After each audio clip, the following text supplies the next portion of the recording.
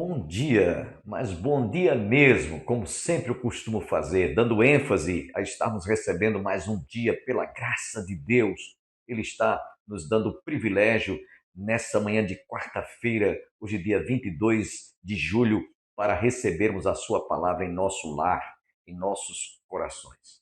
Dentro de instantes, você terá a oportunidade de ouvir outra vez o pastor Robson, direto da Grécia e também da Turquia, numa das excursões recentemente realizadas, visitando as igrejas apocalípticas. Você vai aprender mais uma vez tantas curiosidades que ele está transmitindo para nós através do bloco Curiosidades Bíblicas. Você também ouvirá a conclusão da palavra que nós ministramos durante esses dias. Portanto, continue conosco, agora ouvindo mais uma vez o pastor Robson em Curiosidades Bíblicas.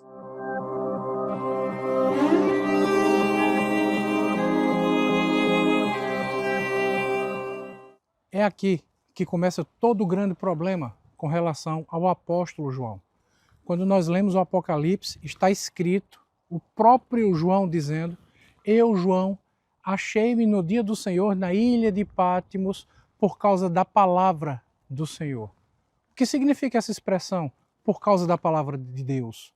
Por qual motivo, pela palavra de Deus, João estava na ilha de Patmos? Será que havia uma profecia dizendo que João iria para lá? Será que João foi isolado na ilha de Patmos simplesmente porque estava pregando o evangelho? Ou será que tem algo a mais? O imperador romano na época era Domiciano, e os seus últimos anos de império foram os mais cruéis. Ele aumentou de forma muito intensa a perseguição contra o cristianismo. E Domiciano foi o primeiro imperador de Roma que proclamou sua autodivinização. Até aquele momento, todos os imperadores de Roma eram vistos como deuses, apenas após a sua morte. Nós temos aqui na cidade de Éfeso o templo de Adriano, nós temos o templo em homenagem a outros imperadores romanos, o templo de Artemis, a Diana dos Efésios, em homenagem à divinização de todos os Césares. Porém, Domiciano, ele proclamou sua autodivinização ainda em vida. Domiciano foi o primeiro imperador romano que construiu aqui em Éfeso um templo em sua própria honra. Ele queria ser adorado como Deus em vida. Domiciano usa para si títulos que, biblicamente, só pertencem a Jesus Cristo. Deus vivo, Senhor, soberano sobre todas as coisas. Você vê atrás de mim o que restou do templo de Domiciano. À minha direita, a fonte de Domiciano. Domiciano fez uma espécie de lobby com todos os líderes aqui de Éfeso. No bairro nobre da cidade, ele construiu seu próprio templo e não enfrentou nenhuma objeção, porque ele patrocinou a proclamação e propagação da adoração a Diana. Diana, a principal divindade adorada aqui em Éfeso. Por isso, todos aceitaram. E num lobby, o que é que Domiciano faz? Ele faz essa jogada com os cabeças da sociedade, com os líderes da comunidade aqui de Éfeso. Por isso, a sua autoproclamação como Deus não foi vista como um problema. Não foi vista como um problema para os habitantes de Éfeso, para os romanos. Porém, para os cristãos, sim. A pregação do Evangelho não é reduzida simplesmente a dizer que Jesus Cristo salva, que Ele morreu pelos nossos pecados e ressuscitou ao terceiro dia para nos dar a vida eterna. Essa é a grande verdade do cristianismo. Esse é o pilar central da nossa fé. Mas não é tudo. Porque crer em Jesus Cristo, acreditar que somente Jesus Cristo salva, que Ele é o Verbo de Deus, o próprio Deus que se fez carne e habitou entre nós, isso afeta a nossa vida e transforma o nosso jeito de ser, não apenas espiritualmente, mas emocionalmente e também socialmente. Essa foi a grande questão, porque o apóstolo João teve que enfrentar questões sociais que envolviam o governo da sua época. Assim como também o profeta João Batista foi preso e decapitado porque denunciou os pecados de Herodes com Herodias. A mesma coisa aconteceu agora com João, o apóstolo amado. Ele denunciou o pecado de Domiciano. Ele apontou o dedo como um profeta contra o imperador Domiciano, afirmando que ele não era Deus coisa alguma. Com isso, segundo a tradição, nós não temos evidências, provas reais disso. Isso que eu vou falar agora faz parte de uma tradição comum. Segundo a tradição, João foi condenado por Domiciano a ser colocado dentro de um caldeirão de azeite quente dentro do Coliseu. O mesmo Coliseu que havia sido construído com os espólios do Templo de Jerusalém, que os mesmos romanos haviam destruído. Segundo essa tradição, João é colocado dentro de um caldeirão de azeite quente dentro do Coliseu e não morre. Por isso, ele é levado até a ilha de Patmos, que era uma ilha destinada a prisioneiros políticos, e é isolado lá. Quando finalmente ele começa a receber a mensagem do Apocalipse, a revelação de Deus para cada um de nós. Nós precisamos entender que a pregação do Evangelho vai mexer com as nossas estruturas. A pregação do Evangelho muitas vezes vai nos colocar numa posição social desconfortável. A pregação do Evangelho muitas vezes, se for feita com sinceridade, se for feita com honestidade, se você que prega o Evangelho for fiel à palavra de Deus, muitas vezes você vai ter que enfrentar problemas, inclusive com os governos da nossa época. Aqueles que querem se proclamar como seres divinos, como se fossem os detentores de toda a verdade. Entenda, a verdade é Jesus. Ele é o caminho, a verdade e a vida. E João sabia muito bem disso. Sabia tanto que deu a própria vida por amor a essa verdade.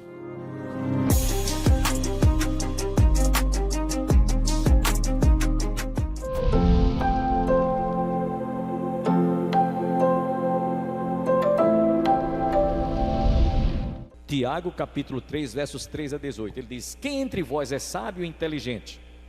Mostre em mansidão de sabedoria, mediante o condigno proceder, as suas obras.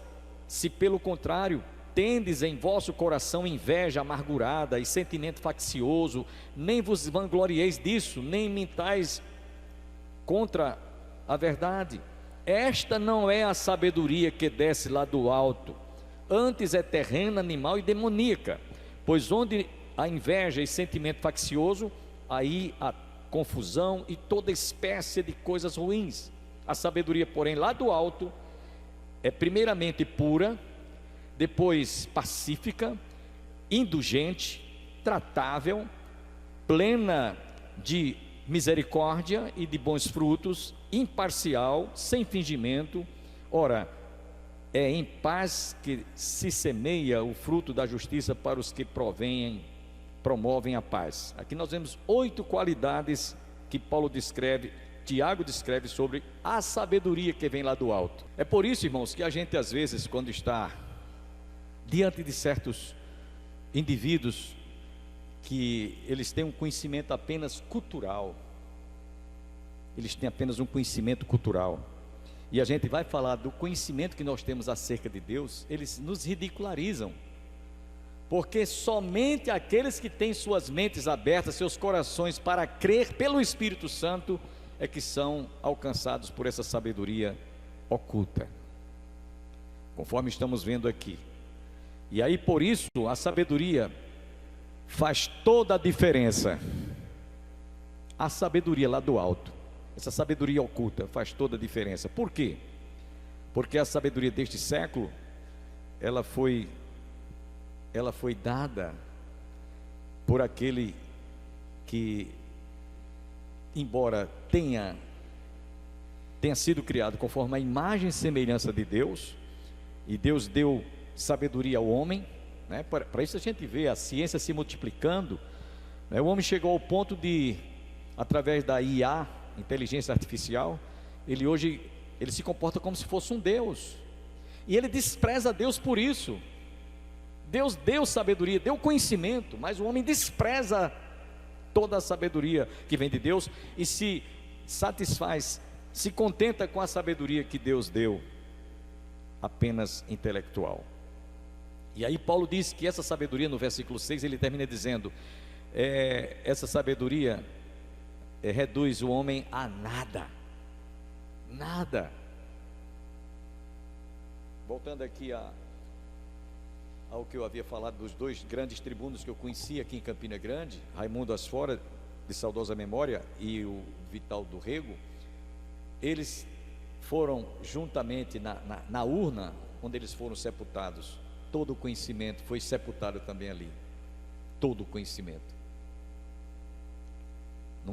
Não teve nada que realmente dissesse assim, mas ficou isso aqui, né? O conhecimento era apenas aqui, no intelecto. No versículo 7, por isso que Paulo diz que essa sabedoria reduzem o homem a nada. Ele diz aqui no verso 6, entretanto expomos sabedoria entre os experimentados, não porém a sabedoria deste século, nem da dos poderosos desta época, que se reduzem a nada. Nada é nada, gente. Nada é nada. Não vale nada, não tem valor nenhum. No verso 7, Paulo diz, mas falamos a sabedoria de Deus em mistério, outrora oculta, a qual Deus preordenou desde a eternidade para a nossa glória. Versículo 7, Paulo está mostrando aqui, que inclusive na linguagem de hoje também eu faço questão de ler, ele diz assim, nossas palavras são sábias, porque vêm de Deus, descrevendo o sábio plano de Deus, para nos levar às glórias do céu. Esse plano estava oculto em tempos passados, embora tivesse sido preparado para nosso benefício, antes que o mundo começasse, antes da fundação do mundo. Ou seja, essa sabedoria oculta, Deus planejou, podemos usar esse verbo planejar para o passado, se bem para Deus não existe passado nem futuro, existe sempre presente. Deus é eterno, é imutável. Mas é como se pudéssemos usar essa linguagem figurativa. É como se Deus tenha planejado, antes dos mundos serem criados, Ele já planejou essa sabedoria oculta. Estava oculta, foi oculta desde a eternidade, desde os tempos idos, antes de que houvesse terra, céus e mar e tudo que nele há. Então Paulo está falando da sabedoria secreta de Deus. Sabedoria secreta de Deus. Eu achei isso muito interessante. Foi um pensamento de um certo escritor, falando sobre essa sabedoria oculta, plano secreto de Deus. Ou seja, Deus ocultou através dos séculos, desde a criação até quando Jesus veio ou nasceu. Então ali é que foi desvendado este mistério secreto, esta glória de Deus, não é?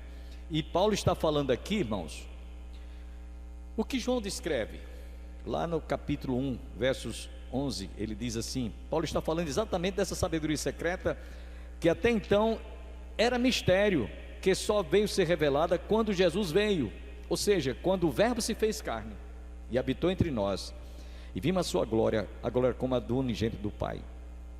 Então, quando Jesus foi crucificado, ali foi consumado o mistério, desde os séculos antes da criação. Para os sábios, meus irmãos, da época, tratar ou falar sobre um rei que vinha e foi morto por crucificação, era uma desmoralização. Que rei é esse? Que veio, foi crucificado, morreu e acabou. Cadê o reino dele? Só que eles esperavam um reino físico, um reino material, mas o reino de Jesus é um reino, ele veio estabelecer um reino espiritual. Por isso, eles se escandalizavam. Para eles a palavra da cruz era loucura, né? Mas para Paulo diz, para nós é o poder de Deus. a sabedoria de Deus. Não, como um rei, eles pensavam, como um rei morre crucificado. Para eles, isso era coisa para quem é imbecil acreditar nisso. Por isso que os cristãos eram ridicularizados, eram criticados, eram desprezados. Para eles isso era uma loucura, né? Eles chamavam-nos de imbecis. Essa sabedoria só poderia ou só poderá ser aceita somente pela fé naqueles que creem em Cristo Jesus, para a glória do seu nome. No capítulo 1, versículo 5, Paulo, ele falando sobre esse assunto, ele diz o seguinte: e nos predestinou para ele, para a adoção de filhos, segundo o beneplácito, que é o consentimento da sua vontade, por meio de Jesus Cristo. Então, aquilo que para o mundo era loucura, para nós, Paulo diz, escrevendo aos Romanos, é o poder de Deus. Essa é a verdadeira, autêntica, genuína sabedoria. Paulo, escrevendo ainda no capítulo 2, versículo 17, ele conclui: para que o Deus de nosso Senhor Jesus Cristo, Pai da glória, vos conceda espírito de sabedoria e de revelação no pleno conhecimento dele. Essa é a verdadeira sabedoria, conclui Paulo. Então, esse é um mistério oculto. Que mistério oculto é esse, pastor? Jesus só veio ser manifesto e revelado quando aqui esteve em carne e osso. Então isso foi um segredo que Deus guardou, né? Ele segredou isso, e somente foi manifestado, e somente é manifestado àqueles que creem. No versículo 8 do capítulo 2, é por isso que Paulo diz: sabedoria é essa que nenhum dos poderosos deste século conheceu, porque se a tivessem conhecido, jamais teriam crucificado o Senhor da glória. Na linguagem de hoje,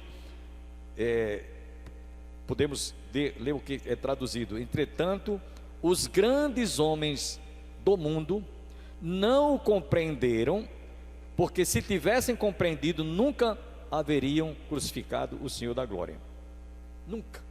Então, essa sabedoria deste século só pode ser alcançada por aqueles que abrem os seus corações para crer no Cristo crucificado, mas também no Cristo que ressuscitou ao terceiro dia. Então, isso acontece em relação ao mundo que não crê em Jesus, que não aceita Jesus como sendo o Deus que tomou forma humana para que nós pudéssemos compreendê-lo, porque simplesmente eles encontram a resistência da incredulidade, da dureza de coração, né? Da descrença. Por isso que essa sabedoria só pode ser revelada àqueles que um dia abriram seus corações para crer na palavra de Deus. Então foram os líderes religiosos, foram os homens da lei, foram os governantes, judeus, sacerdotes e os romanos, os quais contribuíram para levarem Jesus à morte. E ainda hoje não é diferente. Você vai falar o evangelho para alguma amiga, para algum colega seu na faculdade, algum vizinho, algum parente, e eles estão com o coração fechados, resistindo assim à mensagem do evangelho. Não é diferente hoje, irmãos. Se naqueles dias os corintianos tinham dificuldade de crer na sabedoria oculta, hoje não é diferente. No versículo 9, diz aqui, Paulo diz: mas, como está escrito, nem olhos viram, nem ouvidos ouviram, nem jamais penetrou em coração humano o que Deus tem preparado para aqueles que o amam. Então hoje, eu estava preparando esse estudo desde ontem, meditando, e comecei a agradecer a Deus. Senhor, muito obrigado, porque um dia eu vi esta palavra, um dia esta mensagem tocou no meu coração, um dia esta palavra transformou a minha vida, como prova de que esta sabedoria oculta entrou na minha vida, entrou no meu coração. Jesus transformou, e hoje eu sou uma nova criatura. Amém, irmãos? Você é uma nova criatura. Antes você tinha sua mente fechada, seu coração fechado, trancado, você não acreditava nesta mensagem. Mas como está escrito, nem olhos viram, nem ouvidos ouviram, nem jamais penetrou em coração humano o que Deus tem preparado para aqueles que o amam.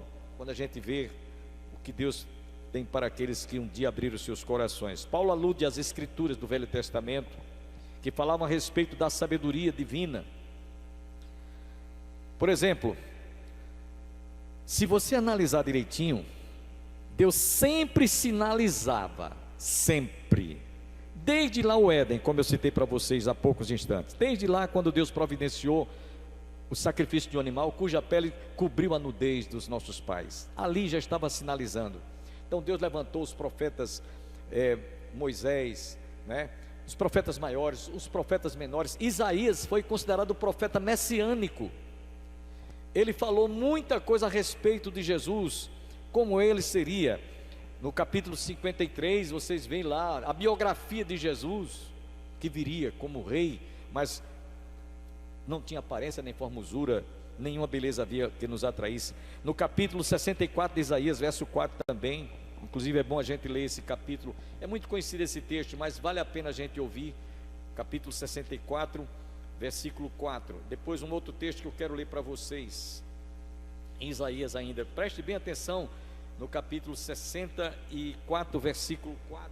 Porque desde a antiguidade não se ouviu, nem com o ouvido se percebeu, nem com os olhos se viu Deus além de ti, que trabalha para aquele que nele espera. E no capítulo 52, versículo 15, eu achei isso aqui fantástico, esse texto de Isaías. Achei fantástico. Assim, causará admiração às nações, e os reis fecharão a sua boca por causa dele, porque aquilo que não lhes foi anunciado verão, e aquilo que não ouviram entenderão. Um dia, toda a raça humana, toda a criação, toda a criatura vai abrir os seus olhos e vão entender essa sabedoria que eles desprezaram por séculos adentro. Paulo, escrevendo aos Efésios ainda, capítulo 3, versos 8 e 9, ele diz: a mim, o menor de todos os santos, me foi dado esta graça de pregar aos gentios o evangelho das insondáveis riquezas de Cristo, e a manifestar qual seja a dispensação do mistério. Então foi algo que Paulo descobriu um dia depois da sua conversão, aquilo que ele até então não entendia, não compreendia, né? Ele que era um homem tão sábio, tão culto, que aprendera aos pés de um dos homens mais sábios, né, da época, o Gamaliel. Ele não entendia, ele não conhecia essa sabedoria, ele não conhecia Jesus. Tanto é que na estrada caminho de Damasco, né, quando ele ia, que teve aquele encontro, ele disse: quem és tu? Eu sou Jesus a quem tu persegues. Ele não conhecia. Então Paulo teve ali uma experiência profunda e pôde realmente desfrutar dali para frente desse conhecimento. Então a sabedoria oculta, Paulo mostra ainda o que aqueles sábios não conheciam, e aí tudo fazia diferença. Vocês conhecem só essa sabedoria intelectual, mas eu preciso mostrar para vocês a sabedoria oculta. Paulo mostra ainda que o que nunca tinha chegado ao coração do homem, só depois que o Verbo se fez carne, foi que o mistério que estava oculto foi revelado e esclarecido, pois o Espírito Santo veio, ou foi enviado também com essa missão, com essa finalidade, né? Portanto, meus irmãos, conhecer a sabedoria oculta é ter um encontro com o Filho de Deus. Conhecer a sabedoria que estava oculta a mim e aos seus olhos e a todos nós, como esteve até hoje no coração de muita gente, precisa, portanto, cada um de ter uma experiência pessoal com o Senhor Jesus. Paulo ainda no capítulo 2 do texto que nós estamos trazendo aqui a exegese desse estudo, no versículos 7 em diante, que estamos já caminhando para o término, no versículo 7, versículo 7 não, desculpa, eu já falei sobre os versículos 7, versículo 10, é isso aqui, versículo 10, ele diz: mas Deus nulo revelou pelo Espírito, porque o Espírito a todas as coisas prescruta, até mesmo as profundezas de Deus. Nesse versículo 10, Paulo está dizendo o seguinte: assim como eu, e você que está sentado aí, e você que está em casa nos assistindo, temos muita coisa que nós mesmos guardamos como segredo, é segredado a mim, aquilo que eu sinto no meu coração, e que eu não passo para todo mundo.